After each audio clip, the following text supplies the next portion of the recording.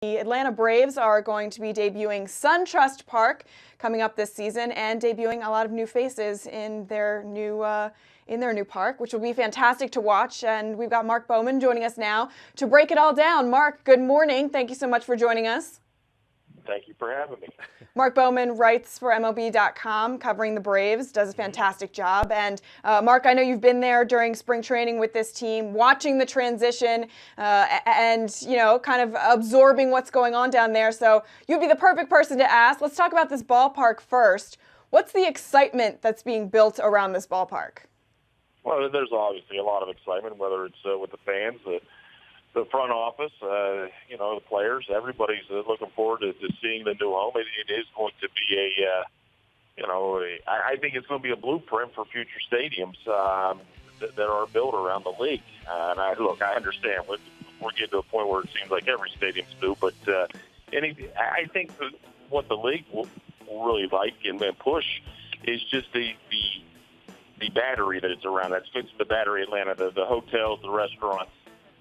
Everything that surrounds this ballpark, they want to make it a destination that's not just where you come there to watch ball games, but 365 days a year you're going to be able to go there, have entertainment, dining options, bowling alleys, concerts, that kind of stuff. And but the stadium itself, it's going to be, certainly much more picturesque than Turner Field, which was just a product of a wise financial investment when they converted the Olympic Stadium. When you're able to get a new stadium for essentially $1, you go ahead and jump at that opportunity.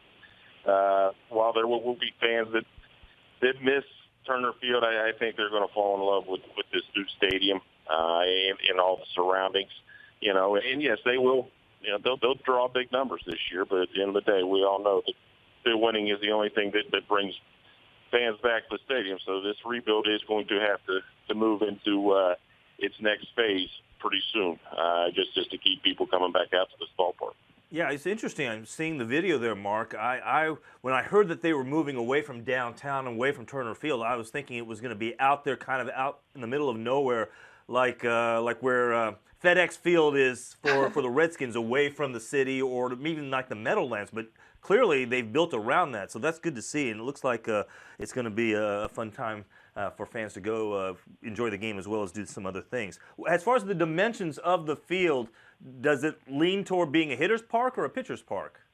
I think it's going to, I'll say a pitcher's park for now, just based on the dimensions. There's, the alleys are a little bit more friendly than they were at Turner Field.